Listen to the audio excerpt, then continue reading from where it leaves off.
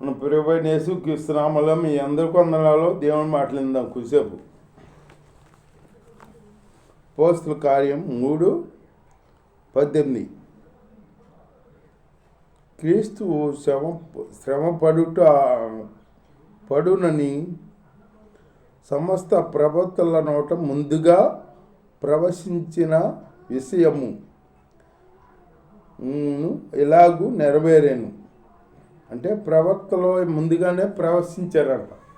క్రీస్తు వచ్చి మన కొరకు శ్రమ పడాలని ప్రవక్తలు ముందుగానే ప్రవశించారంట.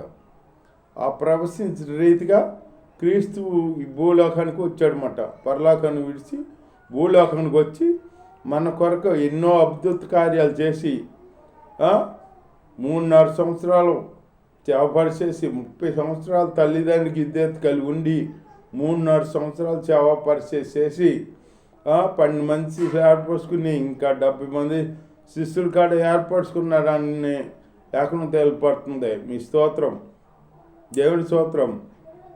ఎన్నో అద్భుత కార్యాలు చేసి ఆశ్చర్యకార్యాలు చేసి చనిపోయిన బిడ్డల కాడ లేమనెత్తి ఎన్నో గొప్ప గొప్ప కార్యాలు చేసి చివరికి మన కొరకు శిలువలో ఆయన బలియాగమయ్యాడనమాట. మన కొరకు అప్పగింపబడ్డాడు. కేవలం ఆయన తప్పు చేస్తాం కాదు, ఆయన ఎవరు చంపలేరు, ఆయన ఎవరు పట్టుకోలేరు. ఎందుకంటే ఆయన గొప్ప దేవుడు, సృష్టికర్త. కాకపోతే మన పాపాల కొరకు, మన పాపంలో ఉన్నాం, పాపనే ఊపిలో ఉన్నాం, మనం పాపంలో జీవిస్తున్నాం.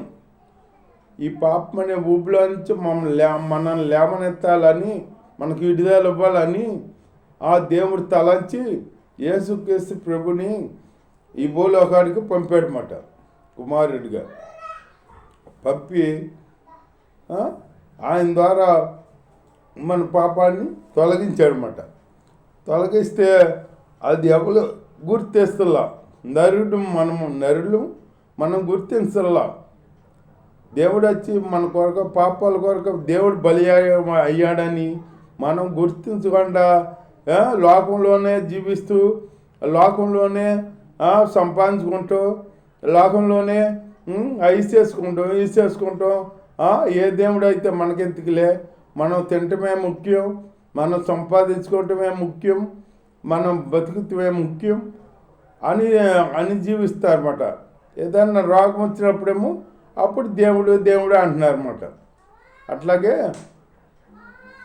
నరుడు ఏదన్నా నెత్తి మీదగా వచ్చేదా కాండం వచ్చినాకప్పుడు అప్పుడు పరిగెత్తాడనమాట, అటు ఇటు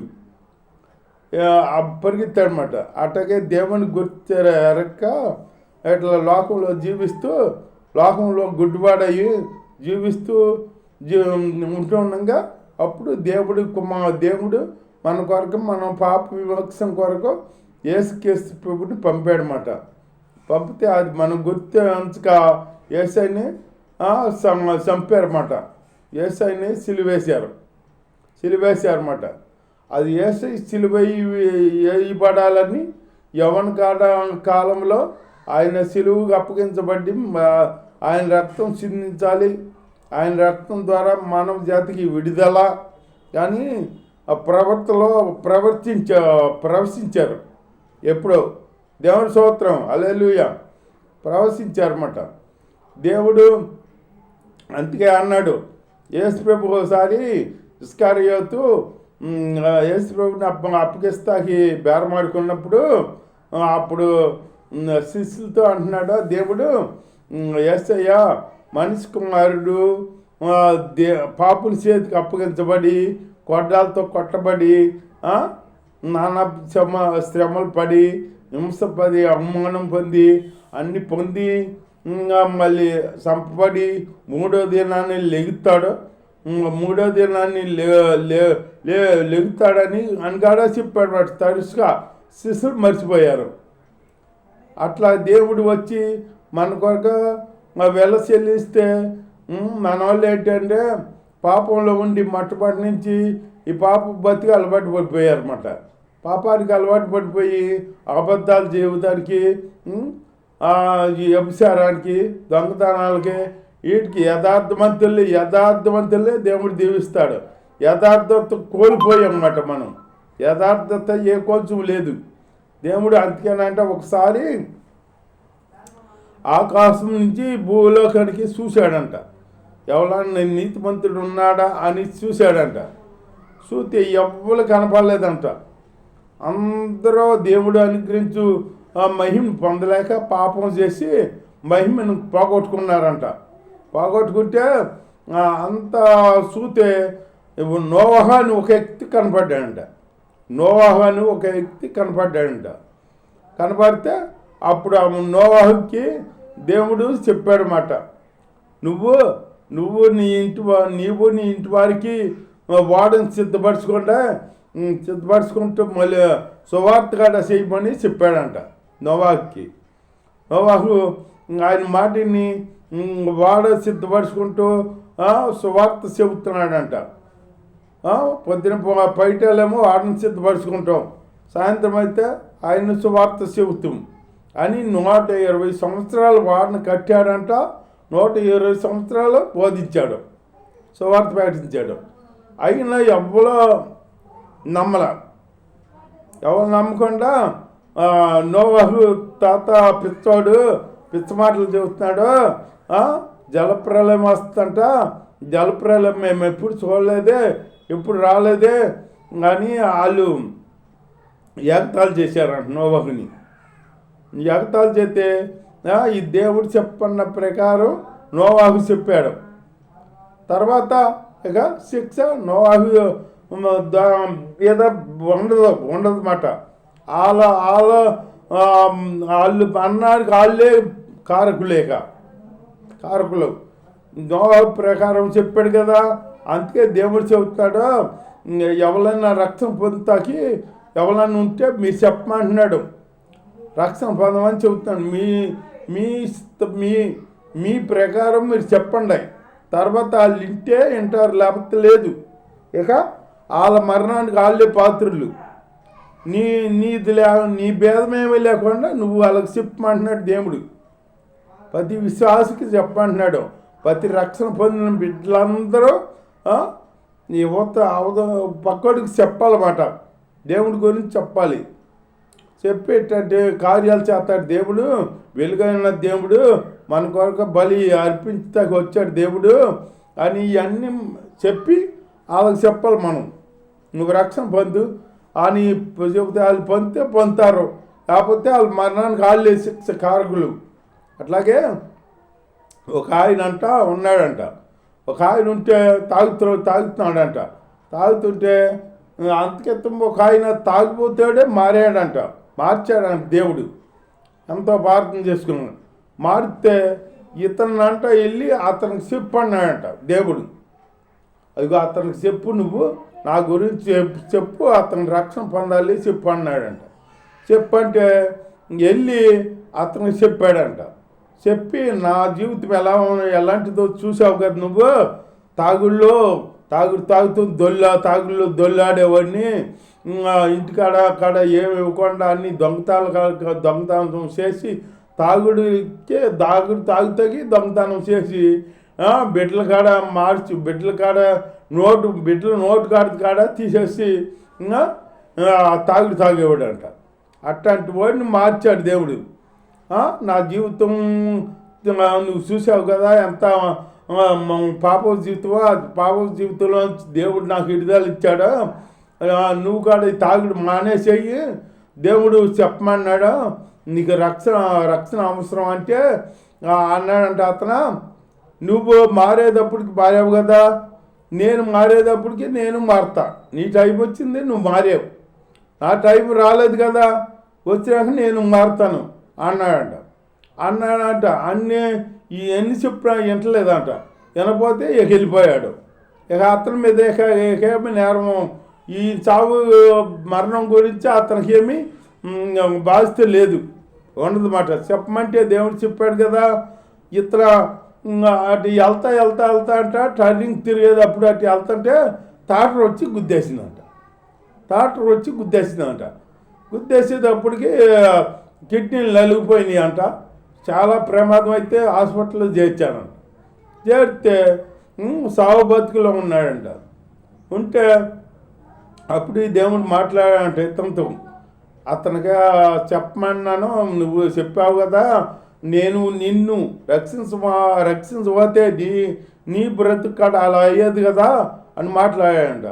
అవును ప్రభా అట్లాగే అయ్యేది అని ప్రార్థన చేసుకుని నన్ను రక్షించావు ప్రభా అని ప్రార్థన చేసుకున్నాడంట. అతను ఇక అట్లాగ ఉండి ఇక చనిపోయాడంట.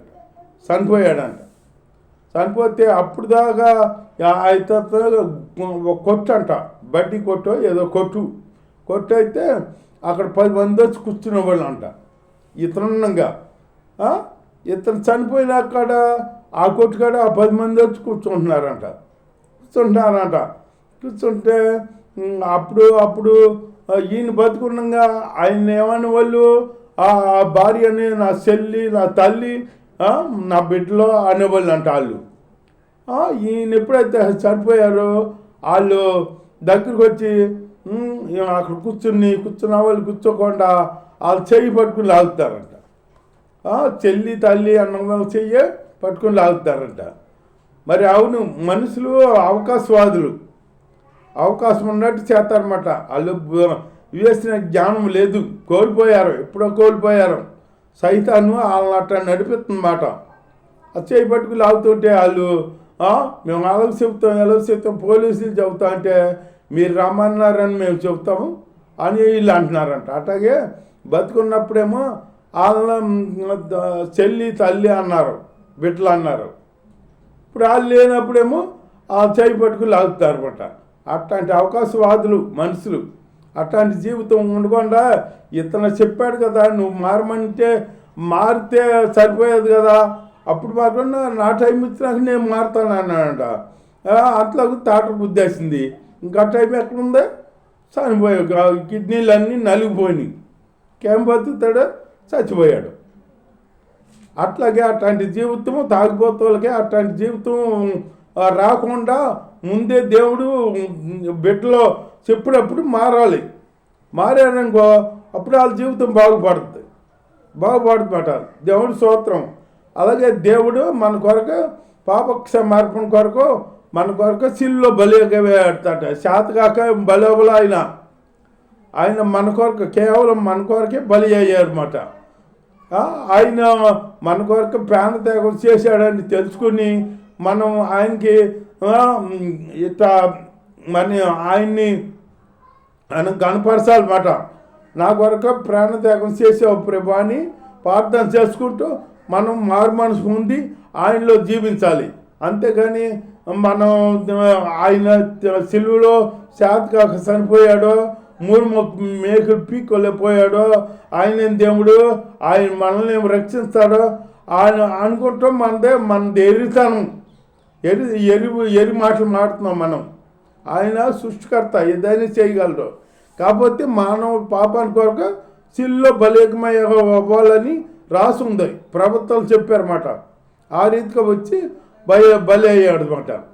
అలాగే అది ఆయన చేసిన త్యాగం మనం గుర్తించి మనం చక్కగా ఆయన్ని అమ్మడించే బిడ్డలుగా ఆయన రక్షణ పొందుకుని ఆయనలో జీవించే బిడ్డలుగా ఉండాలి.